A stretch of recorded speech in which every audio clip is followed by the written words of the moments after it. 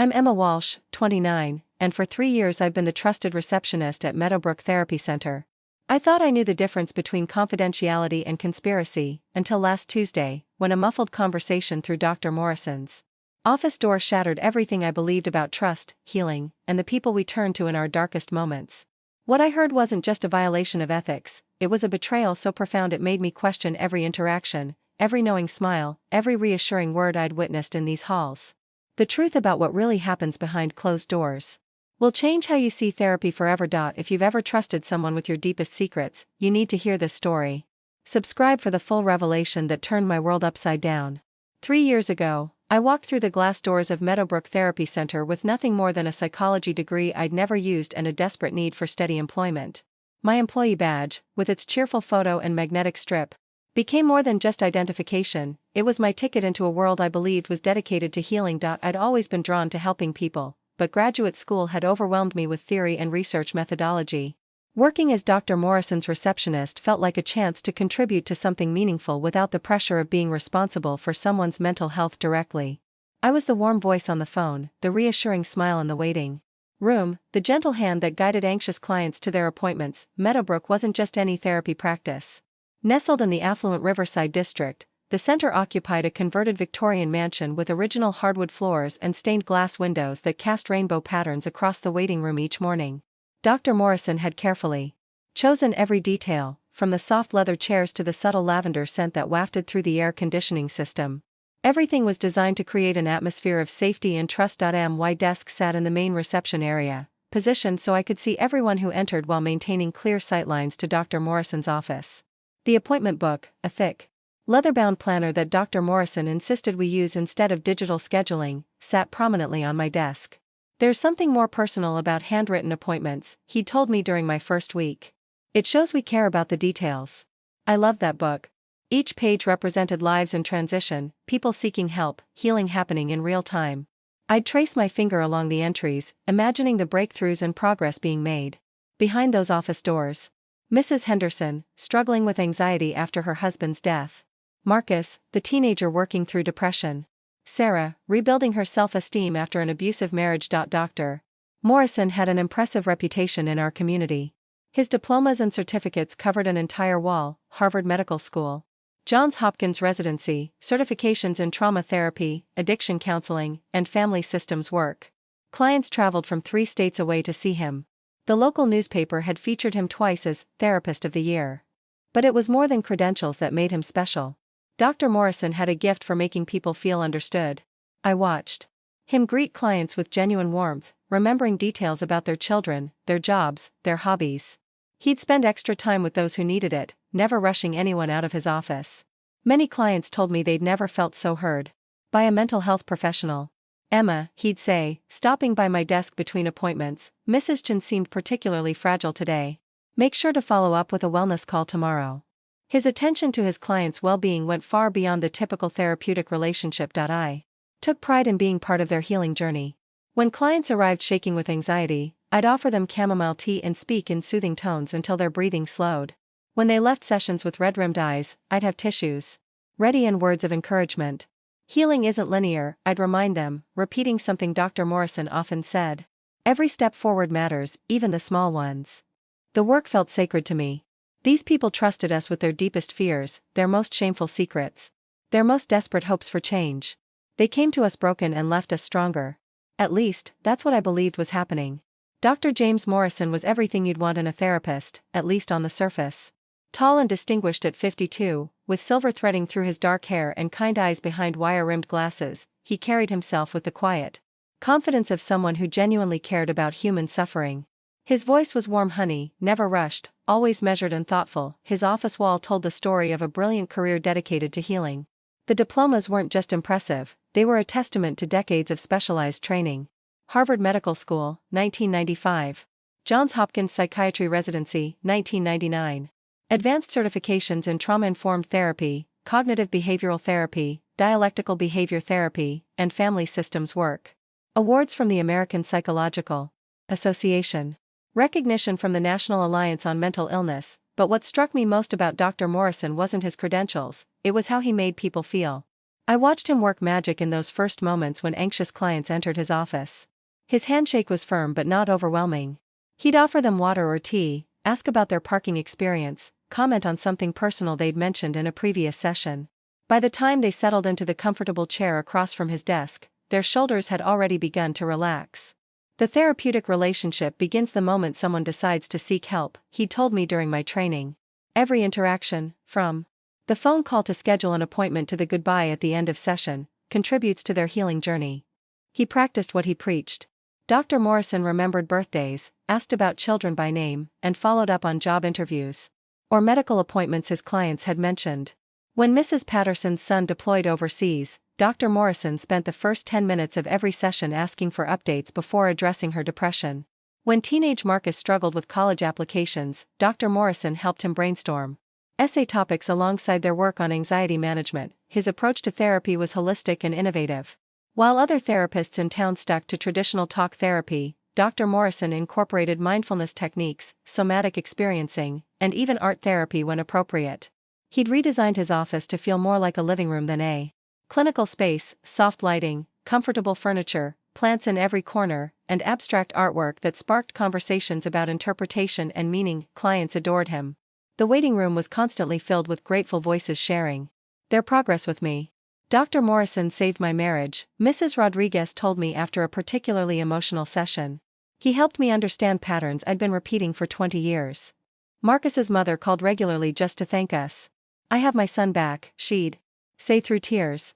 Dr. Morrison gave him tools to manage his anxiety that no other therapist could provide. The testimonials were endless. Former clients sent holiday cards, flowers on his birthday, and referrals of their friends and family members. Dr. Morrison had created something special at Meadowbrook, a sanctuary where broken people could heal. His reputation extended beyond individual therapy. Dr. Morrison frequently spoke at conferences, published articles in professional journals, and consulted with other mental health facilities on best practices. The state licensing board often called him for expert opinions on complex cases. He was the therapist other therapists came to when they needed help. Even his personal life seemed to align with his professional values. He'd been married to Dr. Ellen Morrison, a pediatrician, for over 20 years. They had 2 children in college and were active in community organizations. Dr. Morrison volunteered at the homeless shelter, served on the hospital ethics committee, and donated his services to low-income families through a local nonprofit. Everything about him projected competence, compassion, and integrity. His clients trusted him completely, and I understood why. Watching him work was like watching an artist, every gesture deliberate, every word carefully chosen, every response calibrated to help his clients feel safe enough to explore their deepest wounds. That's what made what I would later discover so devastating. The man I admired, the professional I aspired to support, the healer I believed was changing lives, none of it was real. Last Tuesday started like any other day. I arrived at 7:30, brewed the coffee, and arranged the waiting room magazines. Dr. Morrison's first appointment wasn't until 9, but he always came in early to review case notes. The quiet morning routine had become sacred to me, a peaceful preparation for the day's healing work. I was updating the appointment book when I noticed Dr. Morrison's office door was slightly ajar. This was unusual. He was meticulous about privacy, always ensuring his door was completely closed during sessions and firmly shut when he worked alone. I could hear his voice, low and measured, speaking to someone. At first, I assumed he was on a phone call with a colleague or perhaps conducting an early session. But something about his tone made me pause. There was a quality to his voice I'd never heard before, calculated, almost predatory. I moved closer to straighten the magazines on the table near his office, not intending to eavesdrop but unable to ignore what I was hearing. The recording device picked up everything, Dr. Morrison was saying. Her admission about the trust fund, the details about her brother's addiction, even her confession about the embezzlement. She has no idea I've been documenting these sessions beyond the standard notes. My blood went cold. Recording device? I knew Dr. Morrison kept detailed session notes, but recording clients without their knowledge was a massive violation of privacy and professional ethics. Who was he talking to? And why would he be recording confidential therapeutic sessions? "This is perfect leverage," the other voice responded. I couldn't make out who it was, but it sounded like a man, older, with a rough edge to his words. "How much do you think she's willing to pay to keep this quiet? Her family's reputation in this town would be destroyed if people knew about the gambling debts and the stolen money." I felt sick. They were talking about blackmail. Dr. Morrison, The man I'd admired, the healer I'd trusted, was using his clients' deepest secrets as weapons against them. Conservative estimate? 200,000, Dr. Morrison replied. She's desperate. To keep her father from finding out. The family business depends on their reputation, and she's next in line to inherit everything. She'll pay whatever we ask to protect that. And the others? Marcus is trickier. He's young, but his parents have money. The self-harm episodes and the suicide attempts, they'd do anything to keep that from becoming public knowledge. His father's running for city council next year. My legs felt weak. Marcus, sweet, anxious Marcus who'd been making such progress with his depression. Dr. Morrison had been secretly recording his most vulnerable moments, planning to use them for financial gain. What about the Henderson woman? Gold mine. She's been hiding assets from the IRS for years. Detailed admissions about offshore accounts, falsified tax returns. Plus, she's been having an affair with her late husband's business partner. Either piece of information could destroy her, but both together? She'll pay whatever we demand. The conversation continued, but I couldn't process the words anymore. Each client they mentioned was someone I'd grown to care about, someone who'd trusted us with their deepest pain. Mrs. Henderson, who'd cried in my arms after sessions, terrified of being alone. Marcus, who'd shyly asked me about college applications because he finally believed he had a future worth planning for. Dr. Morrison wasn't helping these people heal, he was collecting their secrets, weaponizing their vulnerabilities, and preparing to destroy them for money. I backed away from the office, my hands shaking as I returned to my desk. The appointment book lay open before me, filled with names that now looked like a hit list. Every appointment represented another opportunity for Dr. Morrison to gather ammunition for his extortion scheme. The morning coffee turned bitter in my mouth. Everything I'd believed about this place, about the work we were doing, about the man I'd respected, it was all a lie. The sanctuary I'd thought we were providing was actually a trap, and I'd been the smiling face that lured victims inside. How many people had trusted us with their secrets, only to have those secrets turned against them? How long had this been going on? And God help me, what was my role in this horrible betrayal? The rest of that Tuesday passed in a haze. I went through the motions, greeting clients, scheduling appointments, updating files, but my mind was reeling, connecting dots I'd been too trusting to see before. The locked file cabinet behind Dr. Morrison's desk, which I'd always assumed contained standard client records, suddenly took on a sinister significance. By lunch, I couldn't eat. Every time I looked at the appointment book, I saw potential victims instead of healing opportunities. Mrs. Henderson arrived for her 2 o'clock session, her usual anxious smile directed my way as she clutched her purse. "How are you today, dear?" she asked, as she always did. I managed a weak smile in return, but inside I was screaming. This sweet woman, still grieving her husband, still learning to navigate life alone, she had no idea that the man she trusted with her deepest fears was planning to exploit her secrets for money. When Marcus showed up for his 4:30 appointment, I nearly broke down. He looked healthier than he had in months, his shoulders straighter, his eyes brighter.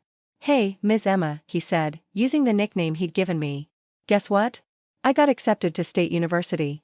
Dr. Morrison helped me work through all the anxiety about applying."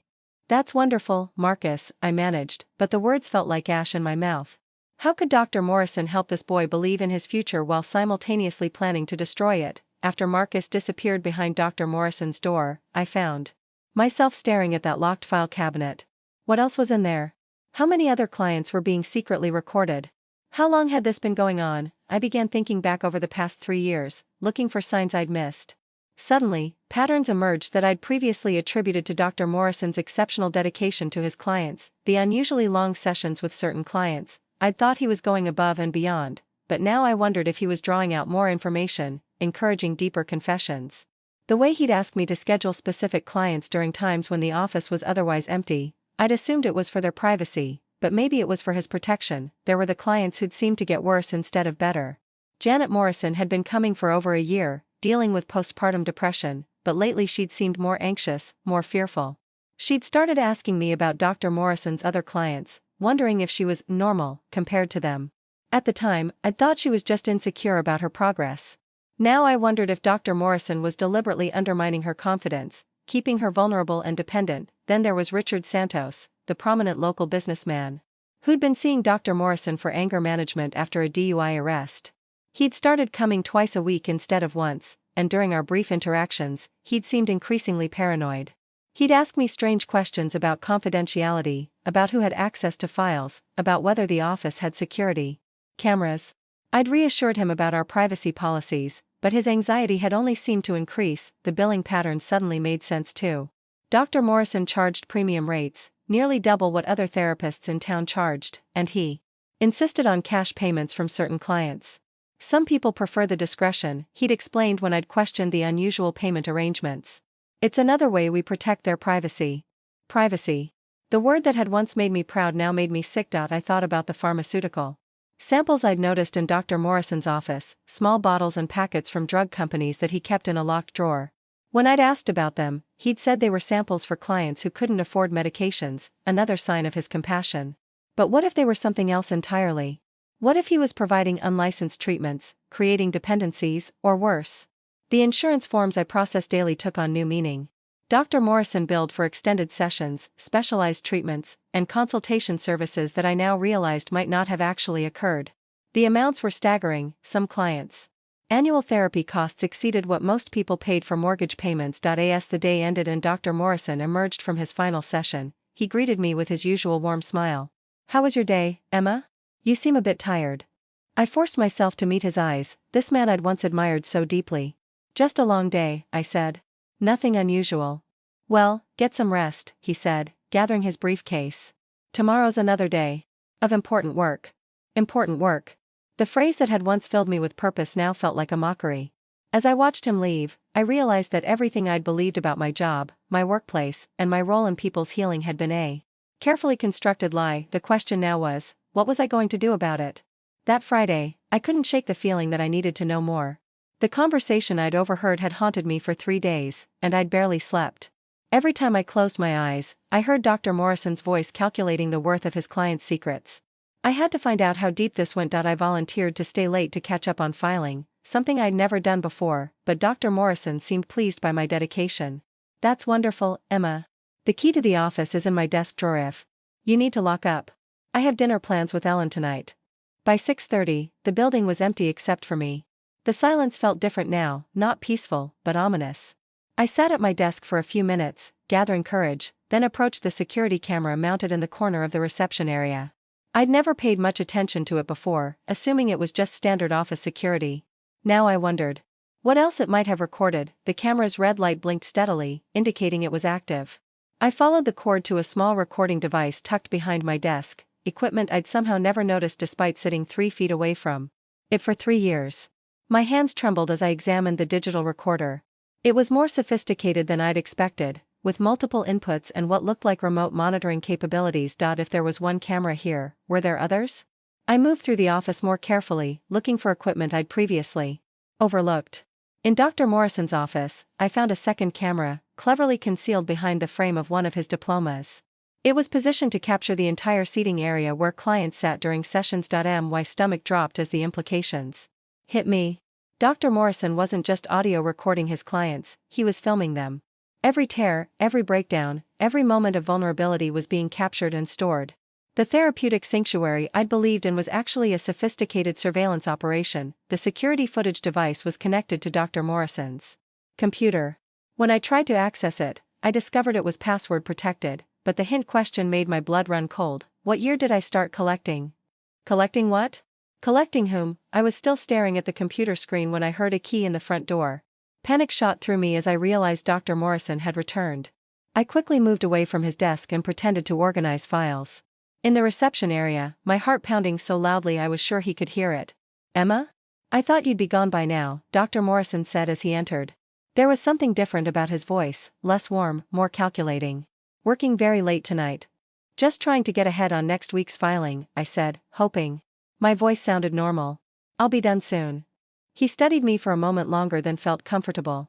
"You know, I've been meaning to tell you how much I appreciate your dedication. You've always been so trustworthy, so discreet. That's rare in this business." The word discreet sent chills down my spine. Was he testing me? Did he suspect I'd overheard something? "I should probably head home," I said, moving toward my desk to gather my things. "Actually, Emma, would you mind staying just a few more minutes? I have a late appointment coming in, and I'd prefer to have someone here for security purposes." A late appointment? I checked the schedule, there was nothing booked after 5 o'clock.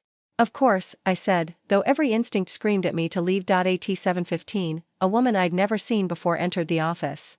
She was well-dressed but clearly distressed, her eyes red from crying.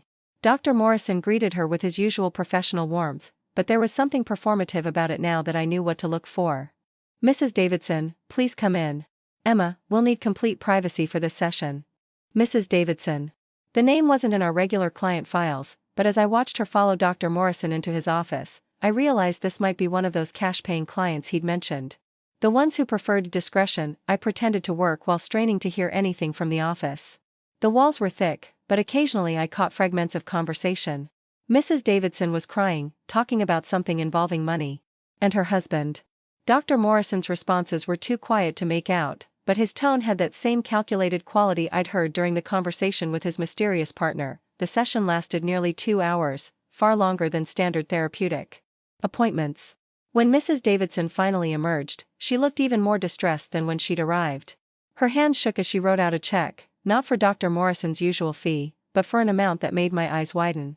$5,000. "Thank you for your understanding," Dr. Morrison said as he walked her to the door. "These arrangements are always difficult, but I think you'll find this approach much more effective than traditional therapy." After she left, Dr. Morrison returned to his office and immediately went to his computer. I watched him through the slightly open door as he uploaded something from the camera system. He was archiving tonight's session, adding it to whatever collection he was building. "Emma," he called out. "Thank you for staying late. You can head home now." As I gathered my things, my mind raced. Mrs. Davidson hadn't come for therapy, she'd come to pay money to keep something quiet. The $5,000 check wasn't a therapy fee, it was blackmail payment. And I'd just witnessed it happen right in front of me. Driving home that night, I realized I wasn't just aware of Dr. Morrison's crimes, I was becoming complicit in them. Every day I continued working there, every client I scheduled, every warm smile I offered to people walking into his trap, made me part of the system that was destroying their lives. The question was no longer what Dr. Morrison was doing. The question was what I was going to do to stop him. Over the weekend, I couldn't stop thinking about Mrs. Davidson and that $5,000 check. I found myself researching everything I could about therapeutic ethics, confidentiality laws, and what constituted a legal practice. What I discovered made me realize that Dr. Morrison's crimes went far beyond blackmail. Monday morning, I arrived early with a new sense of purpose. I needed to understand the full scope of what was happening before I could figure out how to stop it. Dr. Morrison was attending a conference in Atlanta until Wednesday, which gave me unprecedented access to investigate. The locked drawer in his desk, the one containing pharmaceutical samples, became my first target. Using a paperclip, I managed to work the simple lock open. What I found inside made my hands shake. Bottles of unmarked pills, syringes, and small vials of clear liquid were organized in a precise grid. None of them had proper pharmaceutical labels or FDA approval numbers. Instead, they were marked with handwritten codes like A47 and Compliance B. Some bottles contained what looked like prescription medications, but the dosages were wrong, either much higher or much lower than standard therapeutic amounts. There was a notebook hidden beneath the medications, written in Dr. Morrison's careful handwriting. It was a log of which clients received what substances, along with detailed observations about their reactions. Marcus's name appeared frequently, with notes about increased compliance and reduced resistance to suggestion after receiving something called Protocol 7. My blood ran cold as I read entry after entry.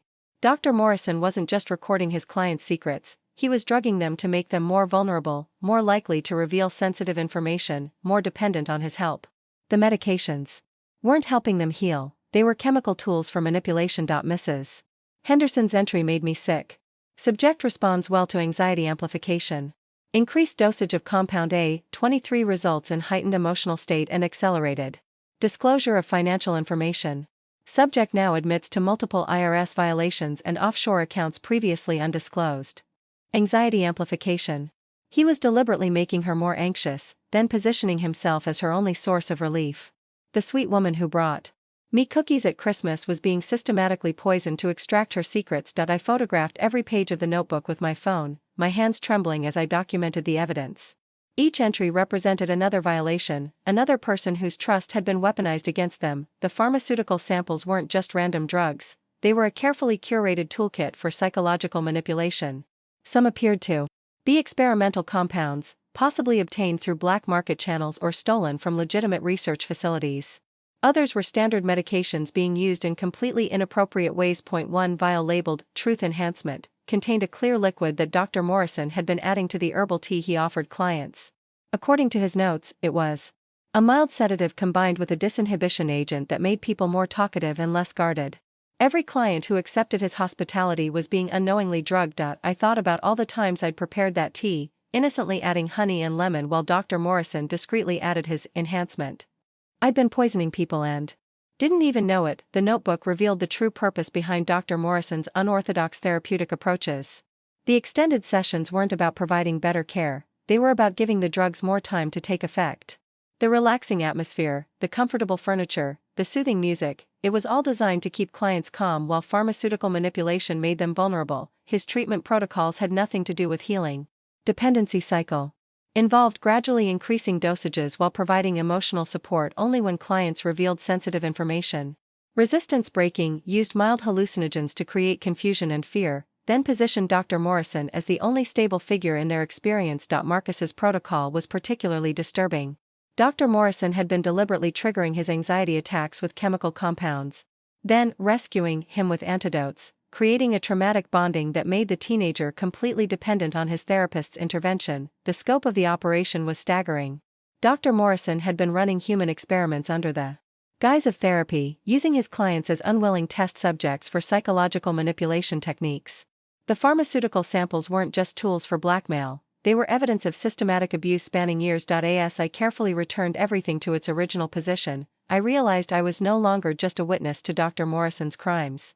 I was sitting on evidence of medical fraud, unlawful human experimentation, and assault with dangerous substances. Every client who'd been given those compounds without their knowledge had been poisoned. The therapeutic center I'd believed was helping people heal was actually a laboratory where vulnerable individuals were being chemically manipulated and psychologically destroyed.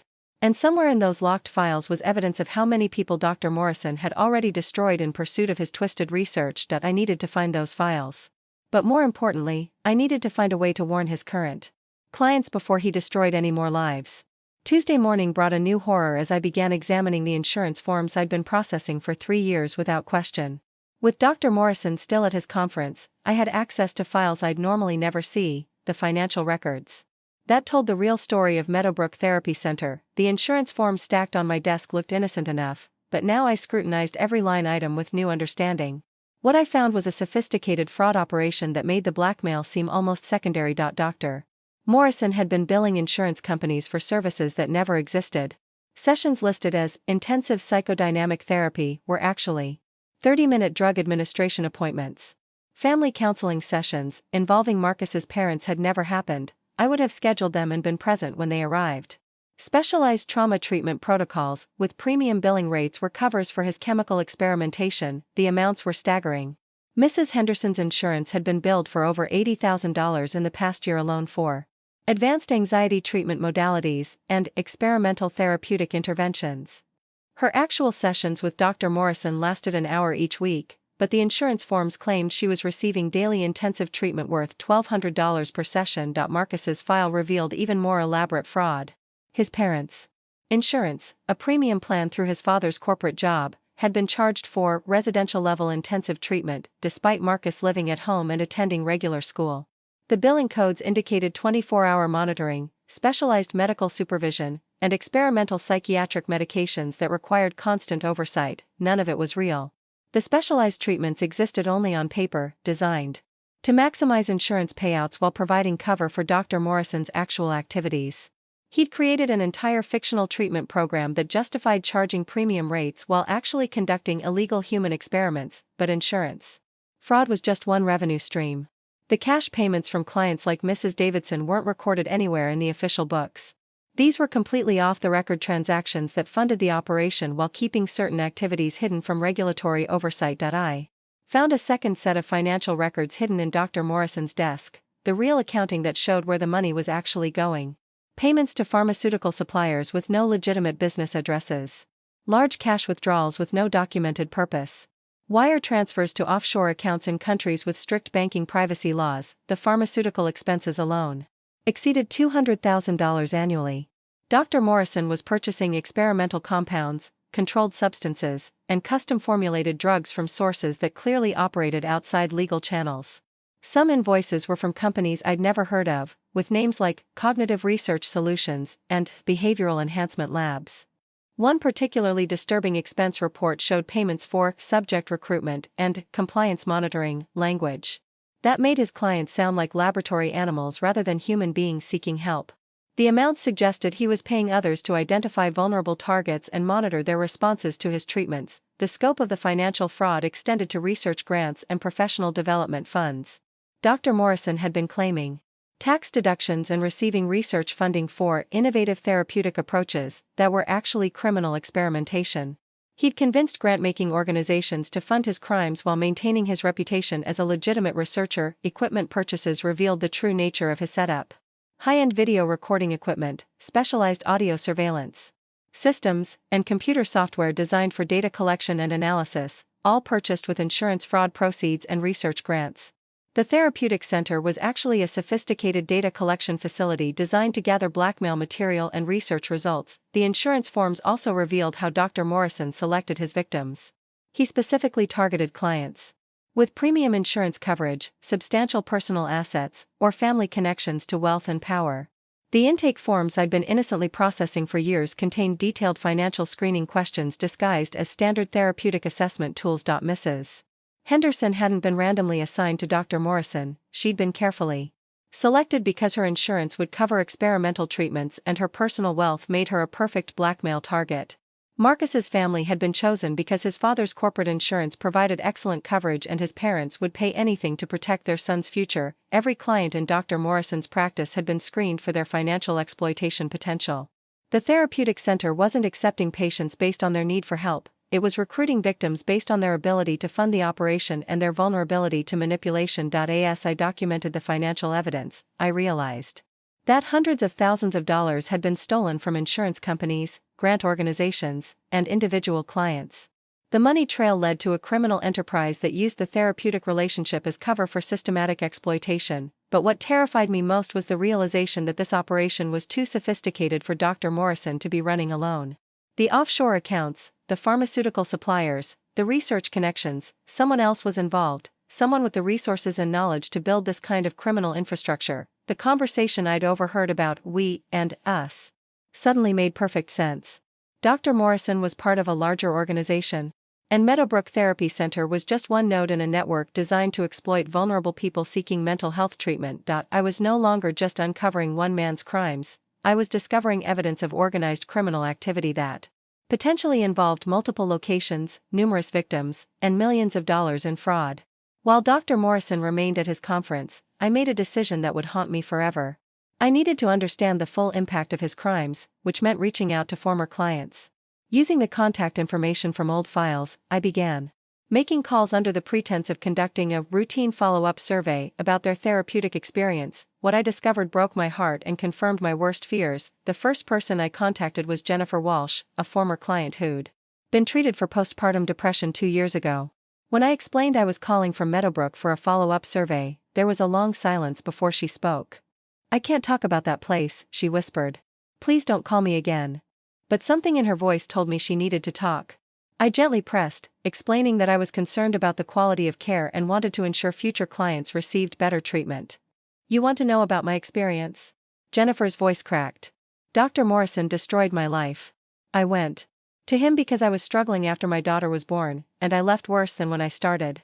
He convinced me I was an unfit mother, that my thoughts were dangerous, that I needed intensive treatment." She described sessions where Dr. Morrison would give her tea that made her feel disoriented and confused.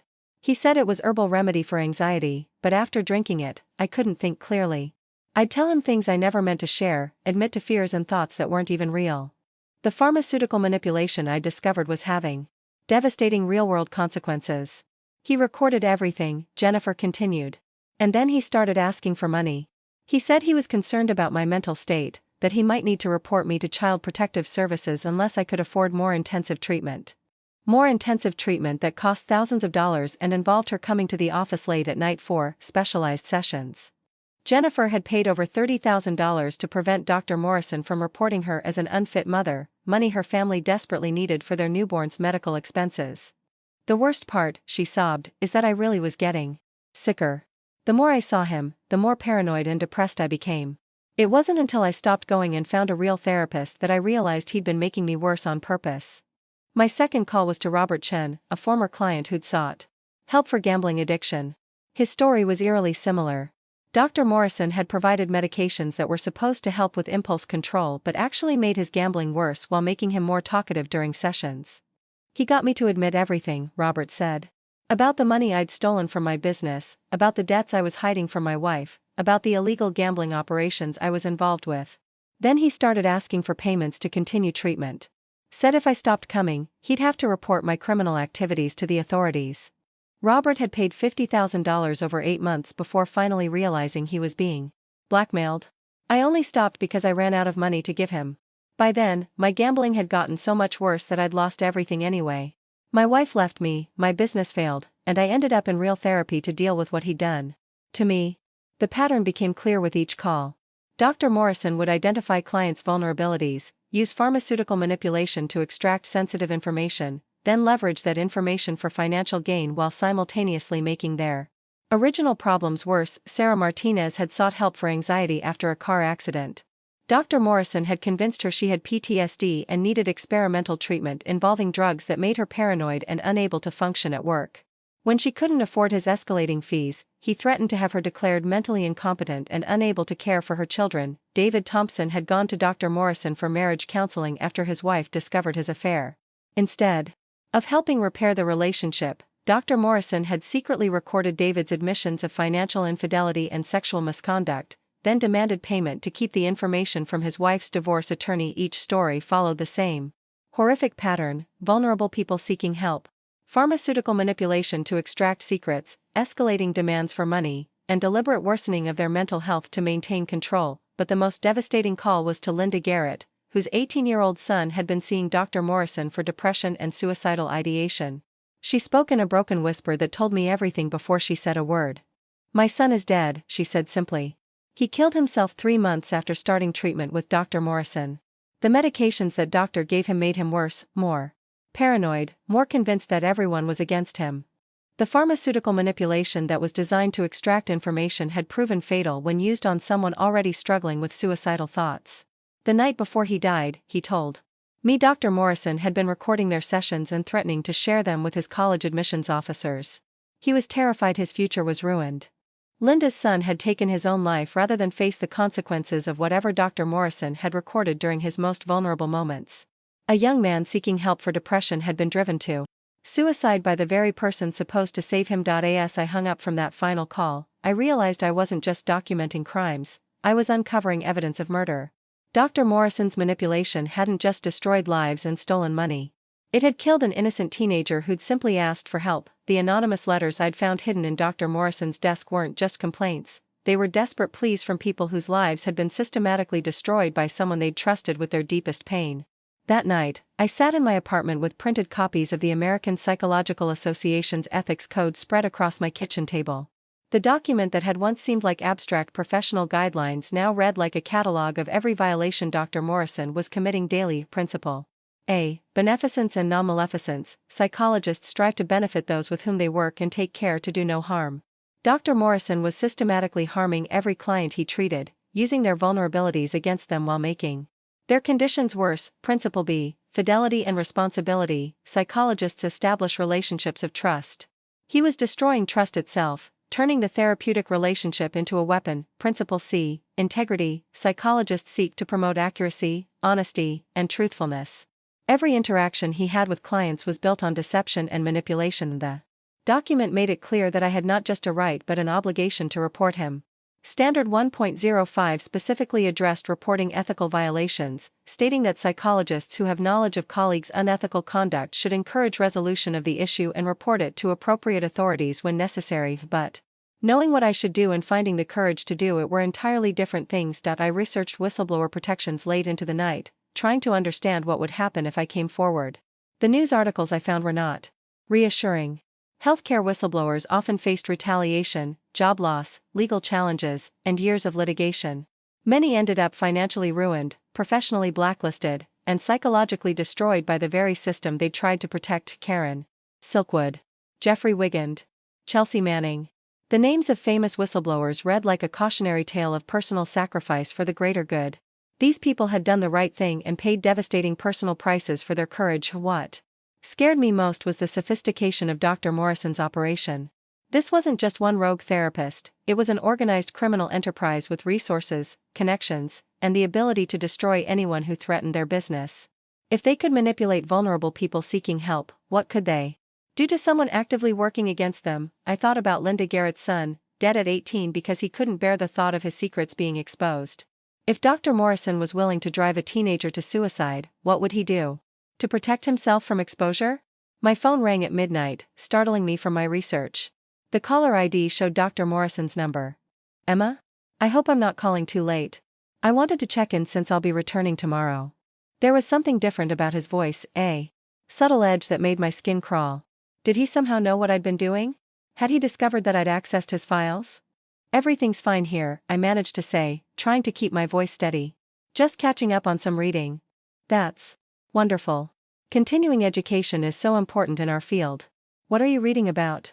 The question felt loaded. Just some general psychology articles, I lied. Excellent. You know, Emma, I've been thinking about how valuable you are to our practice. Your discretion and loyalty have been absolutely essential to our success. Discretion. Loyalty. The words that had once made me proud now sounded like threats. I've actually been considering offering you additional responsibilities, he continued. Perhaps involving you more directly in client care. Would that interest you? Additional responsibilities. More direct involvement. He was either testing my loyalty or trying to make me more complicit in his crimes. Either way, he suspected something. That sounds interesting, I said carefully. We can discuss it when you return. Perfect. Sleep well, Emma. See you tomorrow. After he hung up, I sat staring at my phone, realizing that my window for action was closing rapidly. Dr. Morrison's call wasn't casual, it was reconnaissance. He was gauging my state of mind and my continued compliance. I pulled up the contact information for the state licensing board on my laptop. Their website outlined the process for reporting ethical violations: gather evidence, submit formal complaint, participate in investigation, testify if necessary. It seemed straightforward until I read the fine print about potential legal challenges. And the length of time investigations could take. The board could take months or even years to act, during which time Dr. Morrison would continue harming clients. Meanwhile, I'd be living under constant threat of retaliation, legal action, and professional destruction. But what was the alternative? Continue enabling a criminal enterprise that had already killed one person and was systematically destroying others? Keep scheduling appointments for victims while knowing they were walking into a trap? I thought about Marcus, bright and hopeful about his college acceptance, unaware that his trusted therapist was chemically manipulating him and documenting his most vulnerable moments. I thought about Mrs. Henderson, bringing me cookies while being slowly poisoned and financially exploited. I thought about Linda Garrett's son, who'd trusted the mental health system and paid for that trust with his life. The ethical code was clear: I had an obligation to protect current and future clients from harm. But the personal cost of fulfilling that obligation could destroy everything I'd worked for. As dawn approached, I made a decision that would change my life forever. I couldn't live with myself if I stayed silent while more people were hurt. Whatever the consequences, I had to find a way to stop Dr. Morrison and expose the criminal network he was part of. The question now wasn't whether to act, it was how. To act strategically enough to survive the process and ensure that justice was actually served. Wednesday morning arrived with Dr. Morrison's return from Atlanta, and I had to summon every ounce of acting ability to appear normal. My plan was simple but dangerous: gather comprehensive evidence while maintaining my cover as his loyal receptionist. I'd purchased a small USB drive on my way to work, hiding it in my desk drawer among office supplies. Every piece of evidence I discovered needed to be documented and copied before Dr. Morrison realized what I'd found. "Good morning, Emma," Dr. Morrison said as he entered, his usual warm smile in place. "How were things while I was away?" "Quiet and productive," I replied, proud that my voice remained steady. "I caught up on all the filing and updated the appointment schedules for next week." He studied my face for a moment longer than usual. "Excellent. You know, I had some interesting conversations at the conference about innovative therapeutic approaches. I think we might be implementing some new protocols soon." "New protocols? More ways to exploit vulnerable clients. That sounds exciting," I managed. "I'm always interested in learning about advances in therapy." Throughout the morning, I maintained my normal routine while looking for opportunities to access his office. When Dr. Morrison stepped out for lunch, I knew I had 30 minutes to copy the most critical files. I started with the hidden pharmaceutical log, photographing every page with my phone before copying the files to my USB drive. The medication records, the client manipulation protocols, the financial tracking, everything went onto the drive along with high-resolution photos as backup. The locked file cabinet proved more challenging, but desperation made me resourceful. Using techniques I'd learned from YouTube videos about lock picking, I managed to open it after 15 minutes of careful work. Inside were files that made everything else pale in comparison, complete dossiers on dozens of clients, including ones I'd never seen come through our office. Each file contained not just therapy notes but detailed personal information that could only have been obtained through illegal surveillance: bank account numbers, social security numbers, employment records, family relationships, and intimate photographs that had clearly been taken without consent. Marcus's file was thick with surveillance photos taken at his school, detailed logs of his daily activities, and transcripts of phone conversations he'd had with friends. Dr. Morrison had been stalking this teenager, documenting his entire life beyond their therapy sessions. Mrs. Henderson's file contained copies of her tax returns, bank statements, and legal documents related to her husband's estate, information she'd never voluntarily provided. There were also photographs of her home's interior, apparently taken during house calls, that Dr. Morrison had never mentioned to me, but the most disturbing discovery was a file labeled Recruitment Targets. It contained profiles of potential new clients, complete with financial assessments, psychological vulnerability ratings, and detailed plans for manipulation. These weren't people seeking therapy, they were individuals who'd been identified as profitable victims. One profile particularly caught my attention: Dr. Sarah Chen, a pediatrician who'd recently lost her medical license due to a malpractice lawsuit. The notes indicated she was struggling with depression and financial difficulties, making her an ideal candidate for intensive intervention. Plans were already in place to approach her through a staged encounter at a support group. They weren't just waiting for victims to come to them, they were actively hunting new targets. I photographed everything, my hands shaking as I documented evidence of systematic stalking, identity theft, and predatory recruitment. Each file represented another life that had been invaded and exploited by people they'd trusted. As I worked, I heard footsteps in the hallway. Panic shot through me as I realized Dr. Morrison had returned early from lunch. I quickly closed the files, relocked the cabinet, and moved to my desk, my heart pounding so loudly I was sure he could hear it. "Emma? I'm back early," Dr. Morrison called as he entered. "How's everything?" "Perfect," I said, grateful that my voice didn't betray my terror. "Mrs. Patterson called to confirm her appointment tomorrow." He nodded, but there was something suspicious in his expression. Had he noticed something out of place? Did the locked cabinet look different? I forced myself to continue working normally while he moved around his office. Over the next few days, I continued gathering evidence whenever opportunities arose.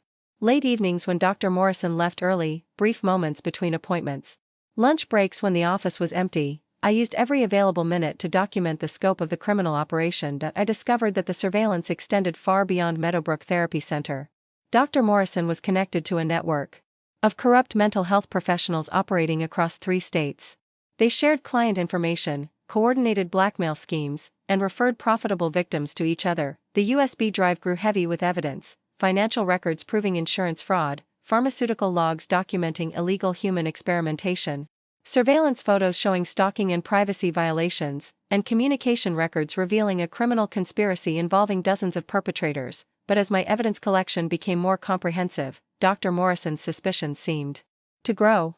He started asking pointed questions about my activities, checking his office more carefully after I'd been there, and making comments about the importance of loyalty and discretion. During one particularly tense moment, he asked me directly, "Emma, you understand that everything we do here requires absolute confidentiality, don't you? Some of our therapeutic approaches might seem unconventional to outsiders who don't understand the complexities of mental health treatment." "Of course," I replied. "Client confidentiality is sacred." "I'm not just talking about client confidentiality," he said, his voice taking on that calculated edge I'd learned to fear. "I'm talking about protecting our entire approach from people who might misunderstand our methods." The threat was clear: stay quiet or face consequences. As I saved the final files to my USB drive, I realized I had enough evidence to expose the entire network. But I also knew that Dr. Morrison was becoming increasingly suspicious of my behavior. My time was running out, and I needed to act before he discovered what I'd been doing. The question now was who to trust with this evidence and how to ensure it would be acted upon before more people were hurt. Friday afternoon brought the confrontation I'd been dreading. Dr. Morrison had been watching me carefully all week, and I could feel the tension building like pressure in a sealed container about to explode. I was updating the appointment book. When he emerged from his office and closed the door behind him, something he'd never done during business hours. The sound of the lock clicking into place made my blood run cold. "Emma," he said, his voice stripped of its usual warmth. "We need to talk." I looked up from the appointment book, forcing my expression to remain neutral despite the terror coursing through me. "Of course. What about?" He moved closer to my desk, and I noticed he was carrying a small digital recorder, not unlike the ones he used to capture his clients' secrets. "I've been reviewing our security footage from this week. Very interesting viewing." My mouth went dry. The security cameras I discovered had been recording my evidence-gathering activities. He knew everything. "I'm not sure what you mean," I said, though we both knew it was a lie. Doctor Morrison placed the recorder on my desk and pressed play. The sound of my own voice filled the room, Emma Walsh calling from Meadowbrook Therapy Center for a routine follow-up survey. He'd recorded my phone calls to former clients. My attempts to gather testimony had been captured, documented, and now served as evidence of my investigation into his activities. "Routine follow-up survey?" Dr. Morrison's smile was cold and predatory. "That's interesting, because I don't recall authorizing any follow-up surveys. In fact, I specifically discourage contact with former clients to protect their privacy." I remained silent, knowing that anything I said would only make the situation worse. "You've been very busy this week, Emma. Accessing files you have no authority to see, making phone calls to people you have no business contacting, and asking questions about treatment protocols that are frankly none of your concern." He pulled out his phone and showed me a series of photographs, images of me at his desk, going through his files, photographing documents. The surveillance system I discovered was more comprehensive than I'd realized. "The question now," he continued, "is what we're going to do about this breach of trust and confidentiality." I found my voice, though it came out smaller than I'd intended. I was concerned about some of the things I'd observed.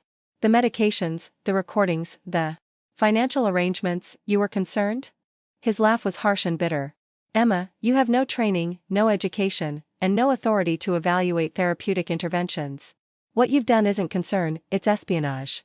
He began pacing behind my desk, making me feel trapped and vulnerable. "Do you have any idea what you've stumbled into? This isn't some simple therapy practice you can evaluate with your limited understanding. This is cutting-edge research into behavioral modification and psychological influence." "Research?" The word came out as an accusation. "You're experimenting on people without their consent. You're blackmailing vulnerable clients. You're committing fraud." "I'm advancing the field of psychology beyond what traditional practitioners could ever achieve," he interrupted. "The methods we use here produce results that conventional therapy could never accomplish. Our clients experience breakthrough transformations. Your clients are being destroyed." The words burst out of me before I could stop them. "I talked to Jennifer Walsh, to Robert Chen, to Linda Garrett. You didn't help them, you ruined their lives. And Linda's son is dead because of what you did to him." For a moment, something flickered across Dr. Morrison's face, not remorse, but irritation at having his work questioned. "Those clients failed to appreciate the full scope of their treatment," he said dismissively. "Not every subject responds optimally to advanced therapeutic interventions. That's why we maintain careful documentation and continue refining our protocols." Subjects. He'd stopped pretending they were clients and revealed what he really saw them as, laboratory animals for his twisted experiments. "You can't justify what you're doing," I said, my fear giving way to anger. "You're violating every ethical principle of therapy. You're breaking federal laws. You're destroying people's lives for money." Dr. Morrison stopped pacing and fixed me with a stare that made me understand why his clients became so compliant. There was something genuinely terrifying about his complete lack of empathy. "Emma," he said softly, "you're going to resign from your position here immediately. You're going to sign a comprehensive non-disclosure agreement that prevents you from discussing anything you've observed at Meadowbrook. And you're going to return any materials you may have improperly accessed." I thought about the USB drive hidden in my purse, filled with evidence that could expose his entire network. "And if I refuse?" His smile was genuinely chilling. "Then you'll discover just how effective our behavioral modification techniques can be when applied to someone who poses a threat to our work. We have detailed psychological profiles on you now, Emma. We know exactly which pressure points would be most effective." The threat was clear: comply or become his next victim. I reached into my desk drawer and pulled out a sheet of paper, my resignation letter, which I'd written the night before in anticipation of this moment. "I resign," I said, placing the letter On his desk. Effective immediately. Dr. Morrison read the letter, nodding with satisfaction. Very wise. The non-disclosure agreement will be ready for your signature within the hour. As I gathered my personal belongings, I realized this confrontation had revealed something crucial. Dr. Morrison was confident that his threats would silence me.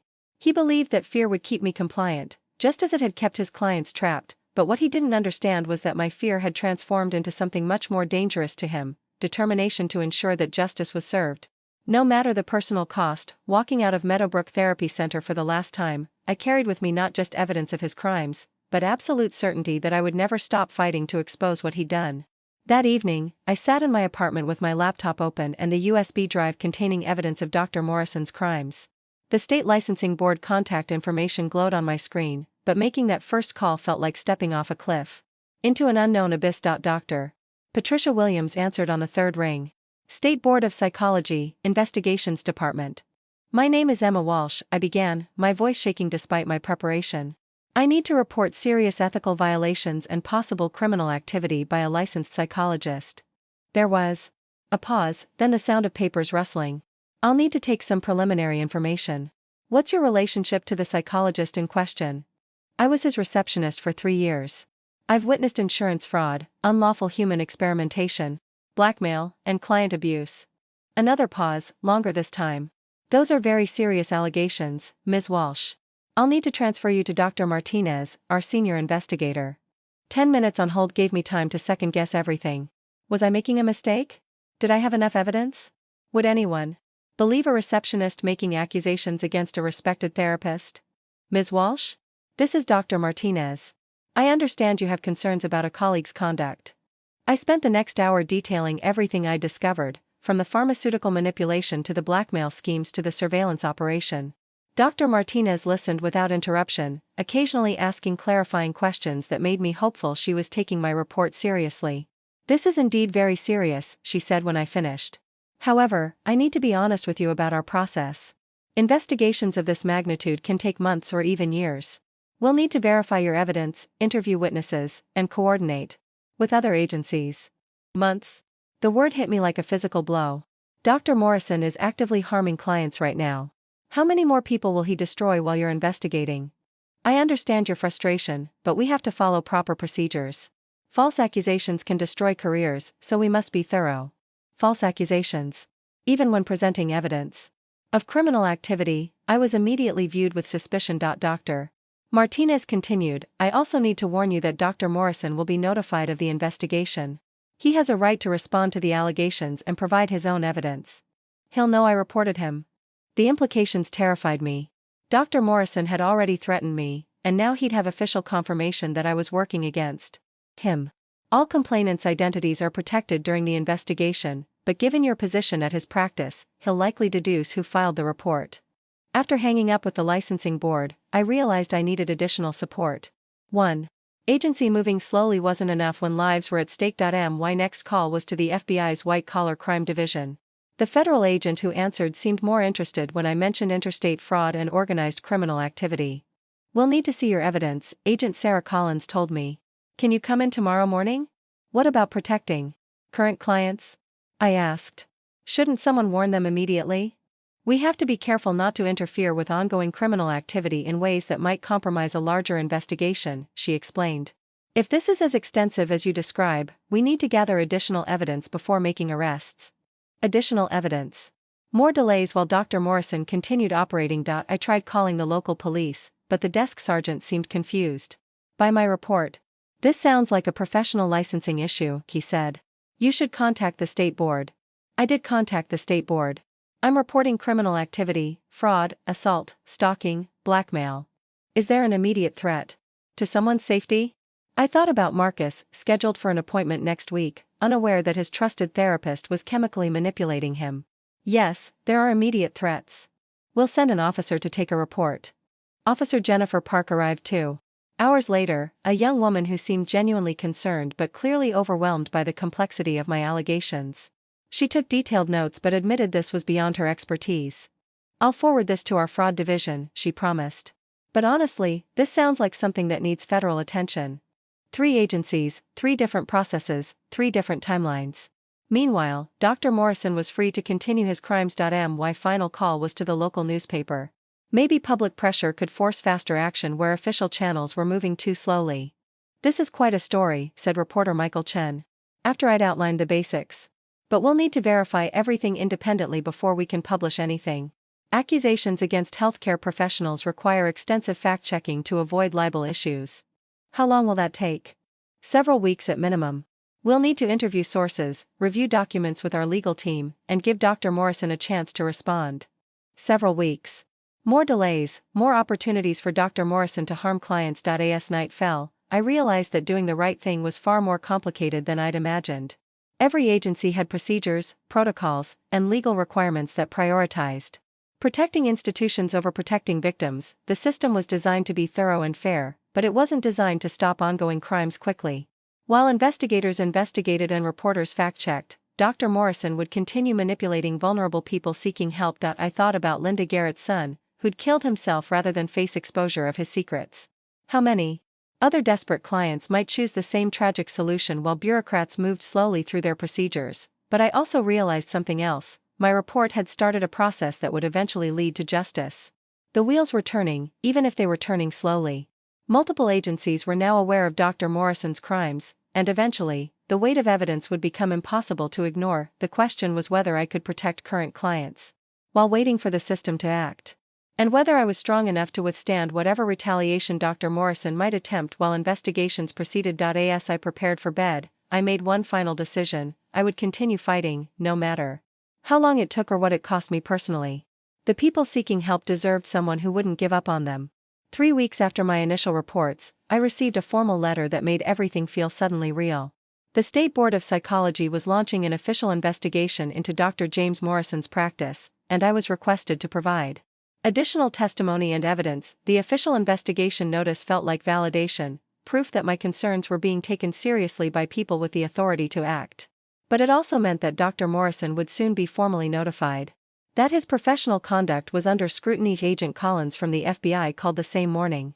"We've reviewed your evidence and initiated a federal investigation into insurance fraud and wire fraud. This case has been assigned to our Organized Crime Task Force." Organized crime. Hearing those words applied to Dr. Morrison's operation confirmed what I'd suspected. This was far bigger than one corrupt therapist. "We'll need you to testify before a grand jury," Agent Collins continued. "Your testimony and evidence will be crucial for obtaining indictments." The weight of responsibility settled heavily on my shoulders. Grand jury testimony meant going on record under oath, making my accusations formal and legal. There would be no turning back once I testified, but Dr. Morrison's response to the investigations was swift and vicious. Within days of receiving the board's notification, he launched a counterattack designed to destroy my credibility and intimidate me into silence. First came the lawsuit. Morrison vs. Walsh, a defamation suit claiming I had made false accusations that damaged his reputation and practice. The legal papers, served at my apartment by a process server, demanded $5 million in damages for what he called malicious lies motivated by personal vendetta. My hands shook as I read the complaint. Dr. Morrison's attorneys had crafted a narrative painting me as a disgruntled employee who'd been terminated for poor performance and was now seeking revenge through false accusations. They claimed I had fabricated evidence, manipulated former clients into making false statements, and violated confidentiality agreements. The psychological evaluation motion was particularly cruel. Dr. Morrison was requesting that I undergo mandatory psychiatric evaluation to determine if I was mentally competent to make coherent accusations. The irony of the man who'd been chemically manipulating clients now questioning my mental state was not lost on me, but the most frightening development was the surveillance. I began noticing the same cars parked near my apartment at different times of day. My phone developed strange clicking sounds during calls. My internet search history showed signs of being monitored. Dr. Morrison was using the same stalking techniques on me that he'd used on his clients. The harassment escalated when I received an envelope with no return address containing photographs of me taken without my knowledge, walking to my car, shopping for groceries, meeting with FBI agents. The message was clear: "We're watching you, and we can reach you anywhere." But Dr. Morrison had underestimated the strength of the evidence I'd gathered and the determination of the investigators now involved in the case. Agent Collins called with updates that gave me hope. "We've executed search warrants on Morrison's practice and his home. The evidence you provided led us to additional material we never would have found otherwise." The search had uncovered computer servers containing thousands of hours of secretly recorded therapy sessions, detailed financial records of the blackmail operation, and correspondence with criminal associates in other states. They'd also found additional pharmaceutical supplies and evidence of human experimentation that went far beyond what I'd discovered. We've also identified other victims, Agent Collins continued. Your testimony encouraged several former clients to come forward with their own stories. The pattern of abuse you documented is being confirmed by multiple independent sources. Dr. Martinez from the licensing board provided similar updates. Based on your evidence and our investigation, we're recommending immediate suspension of Dr. Morrison's license pending the outcome of criminal proceedings. We've also identified other therapists in his network who are now under investigation.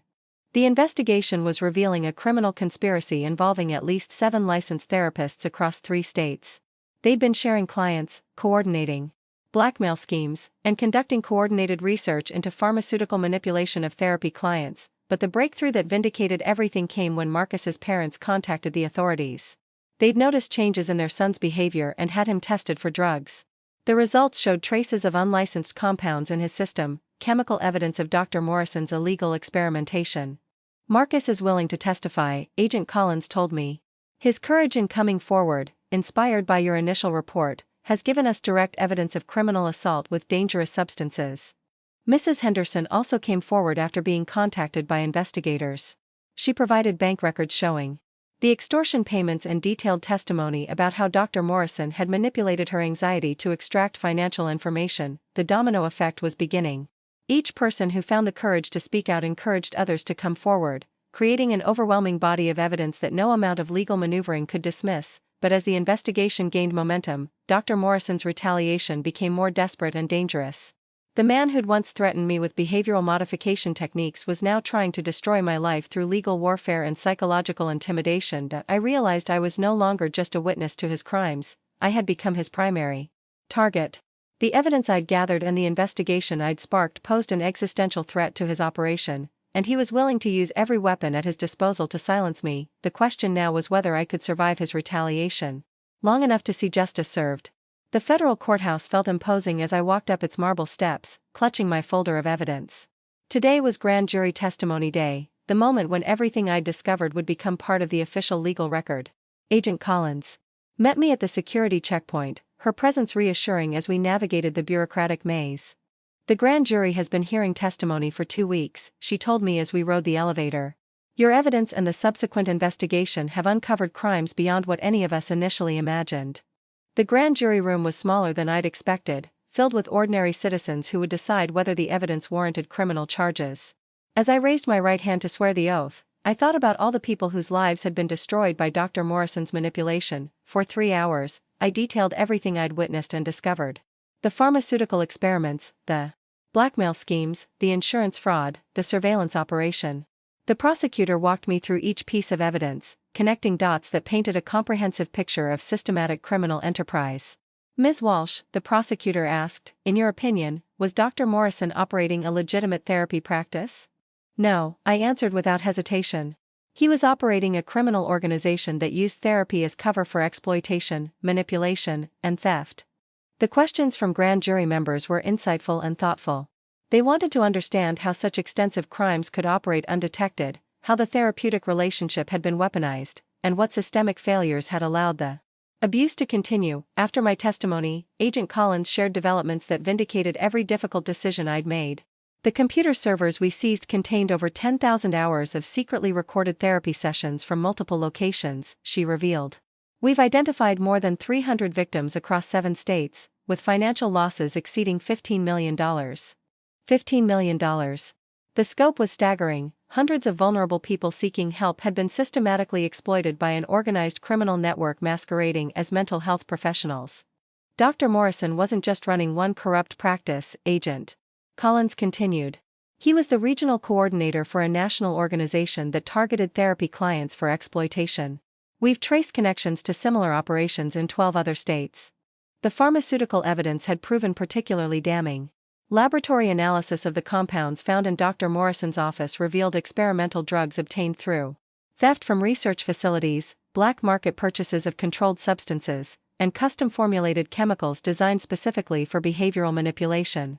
Several of these compounds have never been tested on humans, Agent Collins explained. Dr. Morrison and his associates were essentially conducting unlicensed medical experiments on people seeking therapy, with no oversight or safety protocols. Marcus's medical tests had provided crucial evidence. The compounds in his system were traced to a specific batch of experimental drugs stolen from a university research lab. His testimony about the effects, increased compliance, memory gaps, heightened emotional responses, matched perfectly with the pharmaceutical research profiles. Mrs. Henderson's testimony had been equally powerful. Bank records showed systematic extraction of over $200,000 through escalating blackmail demands. Her recorded sessions revealed how Dr. Morrison had deliberately triggered anxiety attacks, then positioned himself as her only source of relief while extracting financial information, but the most devastating revelation came from the computer servers. Dr. Morrison hadn't just been collecting blackmail material, he'd been selling sensitive information to third parties. Client secrets were being purchased by private investigators, divorce attorneys, political operatives, and corporate competitors. Your colleague wasn't just a blackmailer, Agent Collins told me. He was running an information broker operation that sold therapy clients' secrets to the highest bidder. The therapeutic relationship, supposed to be the safest space for vulnerable people, had been turned into a harvesting operation for saleable intelligence. The grand jury's decision came swiftly. 23 criminal charges against Dr. Morrison, including racketeering, wire fraud, mail fraud, illegal human experimentation, assault with dangerous substances, extortion, and conspiracy. Similar charges were filed against 6 other therapists. In his network, the court subpoena that arrived at my apartment felt like victory and vindication. The legal system was finally moving to hold Dr. Morrison accountable for his crimes, and my testimony would be crucial to securing convictions, but the subpoena also represented something deeper, official recognition that I'd been telling the truth all along. Every doubt I'd faced, every moment of self-questioning about whether I was overreacting or misunderstanding, was erased by the formal legal acknowledgement of Dr. Morrison's crimes. The document made it clear that the investigation had verified every major allegation I'd made. The pharmaceutical manipulation, the surveillance operation, the financial fraud, the client exploitation, all of it had been confirmed through independent investigation and additional evidence. As I read through the charges, I realized that my decision to speak up had potentially saved hundreds of lives. Without intervention, Dr. Morrison's network would have continued expanding, exploiting more vulnerable people seeking help for their deepest pain. The therapeutic relationship, something I'd always seen as sacred, had been restored to its proper meaning. By exposing those who corrupted it, we protected others who genuinely needed mental health support. But even as justice moved forward, I knew the hardest part was yet to come. Dr. Morrison would fight these charges with every resource at his disposal, and I would be his primary target throughout the trial process. The truth had been unveiled, but the battle for justice was just beginning. The trial of Dr. James Morrison began 6 months after my initial report, in a packed federal courtroom that felt like the culmination of everything I'd fought for. Media attention had transformed the case into a national conversation about trust, mental health, and the vulnerability of people seeking therapeutic help. I sat in the witness section, watching as the man I'd once admired was led into court in handcuffs. The transformation was startling. Gone was the warm, compassionate therapist, replaced by someone who looked bitter and defeated. His expensive legal team surrounded him, but they couldn't disguise the weight of evidence that had accumulated against him. The prosecutor's opening statement laid out the full scope of the criminal enterprise. Ladies and gentlemen of the jury, this case is about the systematic betrayal of trust. Dr. Morrison didn't just violate professional ethics, he operated a criminal organization that preyed upon people at their most vulnerable moments. Evidence presentation took 3 weeks. The pharmaceutical logs, surveillance recordings, financial documents, and client testimonies painted an overwhelming picture of guilt. Each day brought new revelations about the depth of his crimes and the suffering he'd caused. Marcus testified with quiet courage, describing how Dr. Morrison had made his depression worse while secretly recording his most private struggles. I trusted him completely, Marcus said, his voice strong despite the obvious pain of reliving the experience. He convinced me that getting worse was part of getting better, that the confusion and paranoia I felt were signs of progress. Mrs. Henderson's testimony was heartbreaking. She described how Dr. Morrison had systematically isolated her from friends and family, convincing her that only he understood her grief while secretly drugging her tea and extracting financial information. He stole more than money, she said through tears. He stole my ability to trust anyone trying to help me. The most powerful testimony came from Linda Garrett, mother of the teenager who'd committed suicide. Dr. Morrison didn't just fail to help my son, she said, her voice shaking with grief and rage. He drove him to despair. My beautiful boy died because he couldn't bear the thought of his secrets being exposed by someone he trusted. Dr. Morrison's defense team attempted to portray him as an innovative researcher whose methods were misunderstood. They argued that his clients had consented to experimental treatments and that any negative outcomes were unfortunate side effects of cutting-edge therapy, but the evidence was overwhelming. Financial records showed millions of dollars in blackmail, payments and insurance fraud. Computer files contained detailed plans for client manipulation and exploitation. Pharmaceutical evidence proved illegal human experimentation. When I testified, Dr. Morrison stared at me with undisguised hatred. His attorneys tried to portray me as a disgruntled employee seeking revenge, but the mountain of evidence I'd gathered spoke for itself. Ms. Walsh, the prosecutor asked, why did you risk your career and safety to expose Dr. Morrison's crimes? Because silence would have made me complicit in destroying innocent people seeking help, I answered. I couldn't live with myself knowing what he was doing to vulnerable clients while I said nothing. The jury deliberated for less than 4 hours. Guilty on all 23 counts, the judge's sentencing hearing was swift and decisive. Dr. Morrison received 25 years in federal prison, with no possibility of parole for 15 years. You violated the most sacred trust in healthcare, Judge Harrison said. You turned people's pain into profit and their vulnerability into weapons against them. But individual justice was only part of the story. The professional license revocation ceremony felt deeply symbolic as Dr. Morrison's credentials were formally stripped away.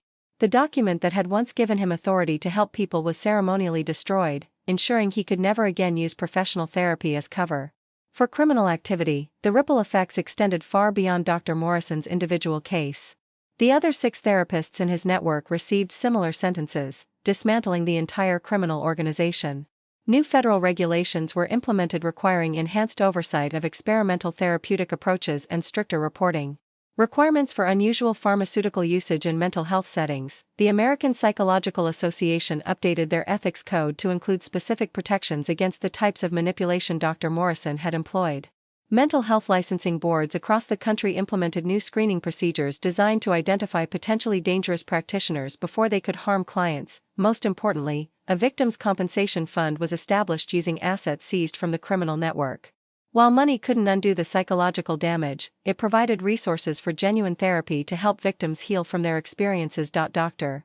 Morrison's appeals were quickly rejected by higher courts. The evidence was too comprehensive, the crimes too clear, and the impact too devastating for any legal technicality to overturn the convictions. As I watched him led away to begin his prison sentence, I felt a complex mixture of satisfaction and sadness. Justice had been served, but it couldn't resurrect Linda Garrett's son or undo the trauma inflicted on hundreds of victims. The man I'd once respected had received the consequences his actions deserved. The criminal organization that had masqueraded as mental health care had been permanently dismantled. The vulnerable people seeking help were now protected from the predators who had exploited their trust, but the real victory wasn't Dr. Morrison's punishment, it was the knowledge that speaking up had prevented countless future victims from experiencing the same betrayal and abuse. 6 months after Dr. Morrison's sentencing, I received an unexpected phone call that would change the trajectory of my healing journey. Dr. Elena Rodriguez, director of Riverside Community Mental Health Center, was offering me a position as client advocate and intake coordinator. We need someone who understands both the administrative side of mental health services and the importance of protecting vulnerable clients, she explained. Your experience, while traumatic, has given you insights that could help us create better safeguards. The new job offer represented more than employment, it was a chance to rebuild my faith in the mental health profession while using my experience to protect others. After months of therapy to process my own trauma from the Meadowbrook experience, I was ready to return to work that felt meaningful. Riverside Community Mental Health Center was everything Meadowbrook had pretended to be. The converted community center buzzed with genuine therapeutic activity, group sessions for trauma survivors, family counseling that actually involved families, and individual therapy focused on client empowerment rather than exploitation. Dr. Rodriguez had assembled a team of ethical professionals committed to transparency and client welfare. Every therapy session was documented according to proper clinical standards. Pharmaceutical interventions required extensive consultation and patient consent. Financial arrangements were straightforward and regulated. We want you to help us develop protocols that prevent the kind of abuse you witnessed, Dr. Rodriguez told me during my first week. Your experience makes you uniquely qualified to identify red flags that other administrators might miss. Working with the clinical team, I helped create new intake procedures that included questions designed to identify clients who might be particularly vulnerable to manipulation. We developed systems for regular supervision of all therapeutic work and implemented technology safeguards that prevented unauthorized recording or surveillance. The client advocacy role allowed me to be the protective presence I wished had existed at Meadowbrook. When clients seemed confused about their treatment or expressed concerns about their therapist's methods, I was authorized to investigate and ensure their welfare was prioritized. One of my first cases involved a young woman named Sarah who'd been seeing a therapist at another practice. She described sessions that felt uncomfortable, medications that made her feel worse, and financial arrangements that seemed unusual. The red flags were immediate and obvious to me now. Trust your instincts, I told her. If something feels wrong about your therapy, it probably is wrong. You have the right to question any treatment approach and to seek second opinions. I helped Sarah transfer to Riverside, where she received genuine treatment for her anxiety without manipulation or hidden agendas. Within months, she was making real progress, the kind of healing I'd believed was happening at Meadowbrook but never actually occurred. Marcus also found his way to Riverside. His parents had contacted me after the trial, grateful for my role in exposing Dr. Morrison but concerned about their son's ongoing trust issues. Working with our trauma specialists, Marcus began the process of healing from both his original depression and the additional trauma inflicted by his supposed treatment. Ms. Emma, he said during one of our check-ins, I want to study psychology in college. What Dr. Morrison did was horrible, but seeing how real therapy works here makes me want to help people the right way. His resilience and determination to transform his trauma into purpose inspired everyone at Riverside. Marcus's recovery became proof that even the most severe therapeutic betrayal could be overcome with genuine professional support. Mrs. Henderson also became a Riverside client, though her journey was more complex. The pharmaceutical manipulation had left her with persistent anxiety and difficulty trusting any mental health professional. Our team worked patiently to rebuild her confidence in therapy while addressing both her original grief and the additional trauma from her exploitation. I'm learning to trust my own instincts again, she told me during one visit. Dr. Morrison convinced me that my feelings weren't reliable, that only he could interpret my emotions correctly. Now I'm remembering that I'm the expert on my own experience. The victim support groups we established at Riverside became powerful healing spaces.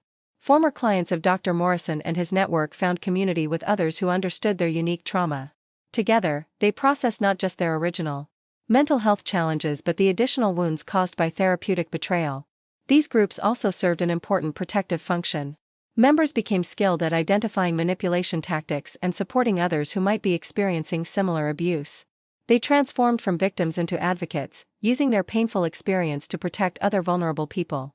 The media attention surrounding Dr. Morrison's case had created opportunities for broader education about therapeutic ethics and client rights. I began speaking at professional conferences, sharing insights about how administrative staff could identify warning signs of unethical practice. Receptionists, intake coordinators, and administrative staff are often the first to notice unusual patterns, I told audiences of mental health professionals. We need to train support staff to recognize red flags and create systems that encourage them to report concerns without fear of retaliation. My speaking engagements led to consulting opportunities with other mental health organizations seeking to strengthen their ethical safeguards. Each consultation felt like a small victory, another practice committed to protecting clients rather than exploiting them.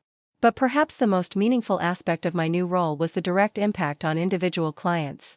Every person who felt safe enough to express concerns, every client who received genuine help instead of manipulation, every family that found real healing, these were the daily reminders that speaking up against Dr.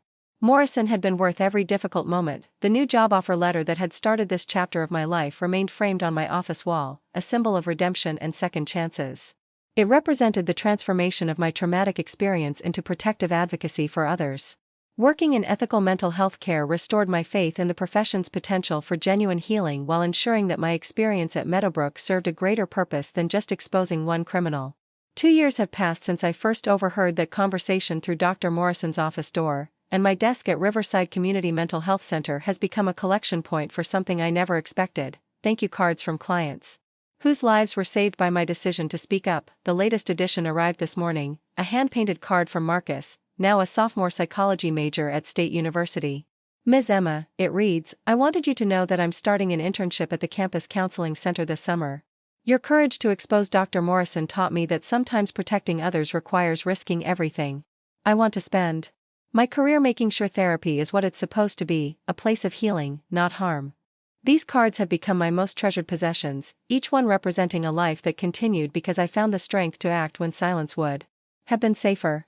They cover my bulletin board now, dozens of voices expressing gratitude not just for my specific actions, but for showing them that their instincts about feeling unsafe were valid and worth trusting. Mrs. Henderson's card, written in her careful cursive, sits prominently in the center. Dear Emma, you gave me back my ability to trust my own judgment. The real therapy I received at Riverside helped me understand that my confusion and fear at Meadowbrook weren't signs of mental illness, they were healthy responses to being manipulated. Thank you for saving my life and my sanity. The impact of exposing Dr. Morrison's network has rippled far beyond the individuals directly harmed. The federal investigation led to comprehensive reforms in mental health oversight, creating new protections for clients and new accountability measures for practitioners. The Therapeutic Ethics Protection Act, legislation directly inspired by our case, now requires enhanced reporting systems for concerns about professional conduct. Administrative staff like receptionists and intake coordinators receive specific training on identifying warning signs of client exploitation, and protection programs ensure they can report concerns without fear of retaliation. Dr. Rodriguez often reminds me that these systemic changes mean countless people will receive genuine help instead of manipulation, though they'll never know how close they came to being victimized. Your courage didn't just save the clients we know about, she told me recently. It protected thousands of future clients who will never experience what you witnessed because the systems are now in place to prevent it. But perhaps the most profound change has been in my own understanding of what it means to truly help people. At Meadowbrook, I thought I was supporting healing by being the warm, welcoming face that made clients feel comfortable.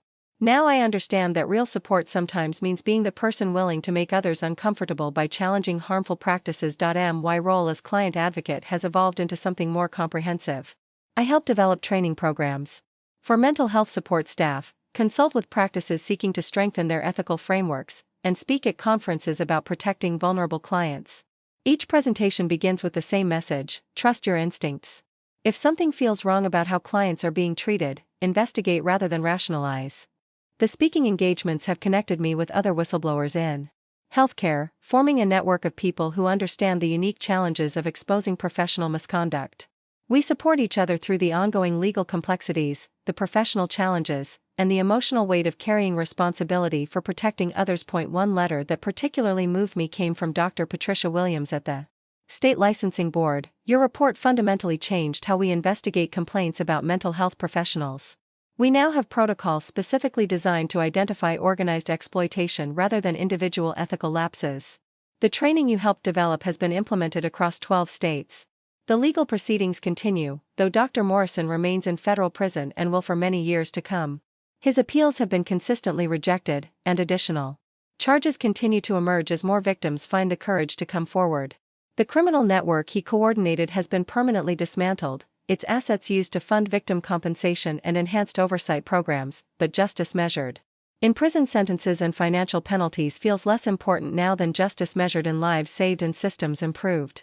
The real victory is in Marcus pursuing psychology with ethical clarity, in Mrs. Henderson rebuilding her capacity for trust, in Sarah and dozens of others receiving genuine therapeutic help. Sometimes I wonder what would have happened if I'd chosen silence that Tuesday morning when I overheard Dr. Morrison's conversation. How many more people would have been exploited? How many additional lives would have been destroyed? The weight of that alternative timeline reinforces my certainty that speaking up, despite all its costs, was the only choice I could live with. My experience taught me that protecting vulnerable people sometimes requires ordinary people to take extraordinary risks. The mental health system, like all systems, depends on individuals willing to prioritize others' welfare over their own safety and comfort. If you're reading this and something feels wrong about how you or someone you care about is being treated by any professional, medical, psychological, legal, or otherwise, trust that instinct. Investigate. Ask questions. Seek second opinions. And if necessary, report your concerns to appropriate authorities. The people seeking help deserve advocates who won't stay silent when those in positions of trust violate that sacred responsibility. Sometimes being that advocate means risking everything you've worked for to protect people you may never meet, but as I look at these thank you cards covering my bulletin board, I know with absolute certainty that some risks are worth taking. Some fights are worth fighting. And some voices are worth raising, no matter the cost. The conversation I overheard that Tuesday morning changed everything. Not just for me, but for everyone who will receive genuine help instead of exploitation because someone was willing to speak up when silence would have been